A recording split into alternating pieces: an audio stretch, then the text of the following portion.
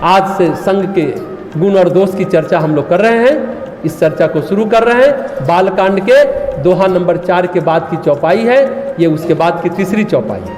उपजहि एक संग जग माही, जलज जोक जिमि गुण बिलगाही, सुधा सुरा सम साधु असाधु, जनक एक जग जलधि अगाधु। उपजहि एक संग जग माही, एक साथ सब पैदा होते हैं। अब देखिए, एक एक प्रसंग को आप देखते जाइए और अपने जीवन को भी सोचते जाइए, आपने पिछला जीवन कैसे कैसे बिताया। अब जन्म होता है, जोक और कमल एक साथ पानी में पैदा लेते हैं, दोनों जल में पैदा होते हैं, पर दोनों के गुण अलग अलग हैं। कमल सुगंध देता है, त्राण देता है, जोक आपका खून चूसता है। उसी तरह आगे कहते हैं सुधा सुरा, अमृत और मदिरा दोनों एक साथ पैदा हुए हैं। सुधा और सुरा समुद्र से पैदा हुए, वारुणी भी और अमृत कलश भी, दोनों समुद्र मंथन के समय मिला है, लेकिन दोनों के गुण अलग अलग हैं। यहाँ पर प्रकृति में कुछ भिन्न भिन्न है, पैदा सब लेकिन एक साथ होते हैं, पर गुण अलग अलग होता है। यहाँ पर चुनना पड़ता है, विवेक का सहारा लेना पड़ता है। जो हमने शुरू में कहा ना कि जीवन की सबसे महत्वपूर्ण चीज है विवेक,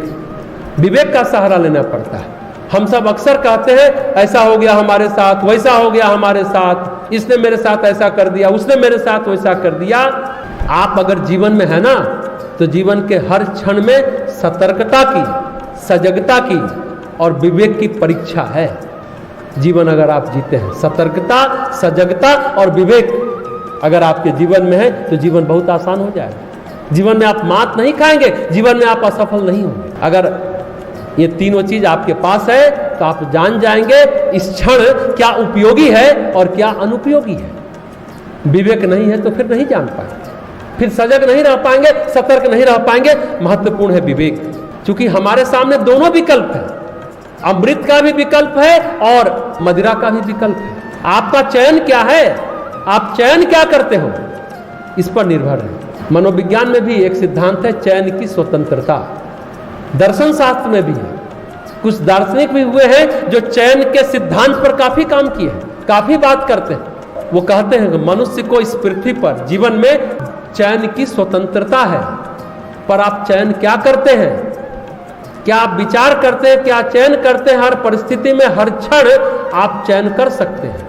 आध्यात्मिक जीवन में भी है, क्या है, नित्य और अनित्य का विवेक, नित्य और अनित्य, सत्य और असत्य का विवेक आपको होना चाहिए, उचित और अनुचित का विवेक होना चाहिए। हर क्षण आपके सामने ये परीक्षा है, आपकी जिम्मेदारी है, आप क्या लेते हैं। देखिए, सिर्फ मनुष्य को धरती पर पैदा किया है विधाता ने, ऐसा नहीं कि वृक्ष, वनस्पति, पेड़ पौधे, जीव जंतु सबको एक साथ पैदा किया है। जीवन और मृत्यु को भी एक साथ पैदा किया है। जीवन और मृत्यु दोनों विरोधाभासी है, लेकिन दोनों को परमात्मा ने, विधाता ने एक साथ पैदा किया। जितने अवसर जीवन के हैं उतने अवसर मृत्यु के भी हैं। महत्वपूर्ण है जीवन की संरचना को, जीवन के सिद्धांत को, जीवन के सत्य को, जीवन के तत्व को समझ लेना। इसलिए पतंजलि हो, चाहे वेदांत हो, चाहे योग हो, चाहे दर्शन हो, चाहे साधना की जो भी पद्धति हो, उसमें क्रिया प्रधान नहीं है। किसमें? वेदांत में। और हठ योग में कुछ पद्धतियां हैं जो क्रिया प्रधान है।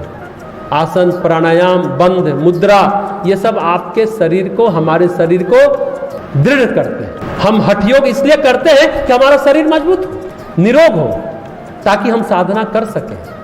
ऐसा नहीं कि इससे सिद्धि मिल जाएगी, कुछ सध जाएगा। हाँ, कहां तक ले जाएगा वो? आप हठ योग करके शरीर को अंतरंग योग के लिए एलिजिबल बना सकते, आप पात्र बन सकते हैं। भारत में साधना की अनेक विधियां हैं। सबसे छोटी, सबसे प्रारंभिक, जैसे कहते हैं ना, क ख ग घ पढ़ना, ABCD पढ़ना, 1 2 3 4 पढ़ना, ये सबसे प्रारंभिक हठ योग यही है। सबसे उन्नत प्रकार है वेदांत, जिसमें कुछ करना नहीं है, केवल विचार से हो जाता है। विचार से हो जाएगा, आप निर्विचार आपको मिल जाएगा, विचार से ही आप निर्विचार तक पहुंच जाएंगे। तो मूल बात है, शरीर से लेकर मन की प्रखरता तक आपको साधना है। आपके सामने ढेर सारी चीजें रखी हैं खाने के लिए।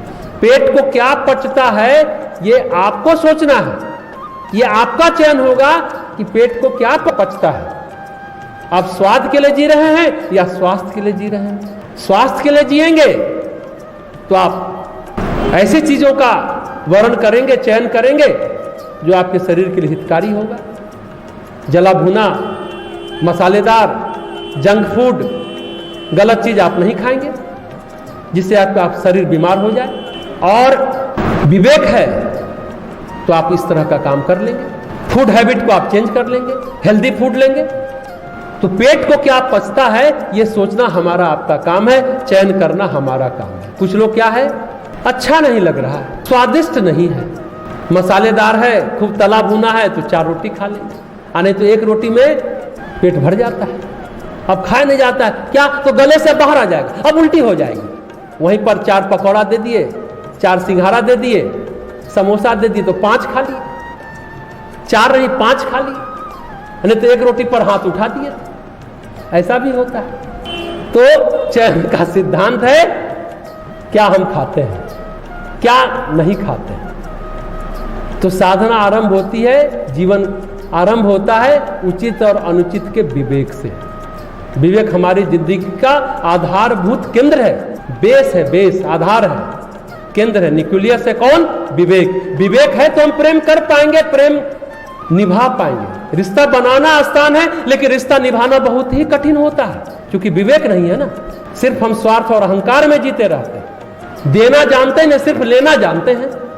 हमको उसने किया, हमारे लिए उसने क्या किया, 99 किया, 1 नहीं किया तो सब बेकार हो गया, भरोसा उठ जाता है, सम्मान घट जाता है। जिस तरह बच्चा छोटा होता है, चलने फिरने लगता है तो माँ क्या सिखाती है, उधर नहीं जाना, इधर जाना, डू और डोंट सिखाती है। ये करना है और ये नहीं करना है, ये करो ये ना करो, है ये परस्पर विरोधी तत्व। इन्हीं के बीच में जीवन है, डू और डोंट के बीच में ही हमारा जीवन है। ये जीवन बीच में रहता है, बस हमें चयन करना है क्या करें और क्या ना करें। जीवन इसी का नाम है, जीवन इसी प्रक्रिया का नाम है। नहीं तो जैसा हमने कहा, ऐसा कर रहे थे, सोचे ऐसा करें, फिर देखिए ना ऐसा हो गया। ये क्या है, ऐसा क्यों होता है? उथला हल्का तरीका क्यों हम अपना लेते हैं जीवन जीने का? ये निर्भर करता है हमारी मनस्थिति और परिस्थिति पर। मनस्थिति कैसी है और हमारी परिस्थिति कैसी है। परिस्थिति के अनुसार भी चयन होता है और मनस्थिति के अनुसार ही हम चयन करते हैं। बहुत गंभीर बात है। कुछ लोग क्या करते हैं, करने से पहले सोचते हैं, विचारते हैं, वही क्या करना है क्या नहीं करना है। परम पूज्य गुरुदेव का एक वाक्य है ना, बुद्धिमान करने से पहले सोचते हैं और मूर्ख करते पहले हैं, सोचते बाद में। लेकिन हम तो ऐसा कर दिए। यही है बुद्धिमान और मूर्ख के बीच की बातें। आप जंगली जानवर को ही लीजिए, वो कैसे होते हैं, उनके अंदर सामान्य जीवन जीने का प्रबोध है, विवेक है, समझे ना। लेकिन मनुष्य एक ऐसा प्राणी है जिसमें जीवन को उत्कृष्ट कैसे बनाया जा सकता है, जीवन में प्रखरता कैसे लाई जा सकती है, जीवन में तेजस्विता कैसे लाई जा सकती है, जीवन को पूर्णता तक कैसे पहुंचाया जा सकता है, ये मनुष्य के पास ही ये चयन का सिद्धांत है।